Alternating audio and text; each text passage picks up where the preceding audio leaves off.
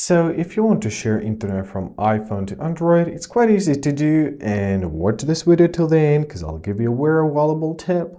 So first of all, on your iPhone, you're to press on Settings, then you're to press on Personal Hotspot, find the switch near Allow Others to Join and tap on it.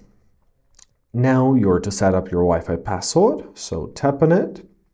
Set it up. When you're done, simply press Done. On your Android, press Settings. After that, you have to press on Wi-Fi. Make sure to tap on the switch near your Wi-Fi and give your phone some time to detect all the available networks. Locate your iPhone network and enter the password which you have here.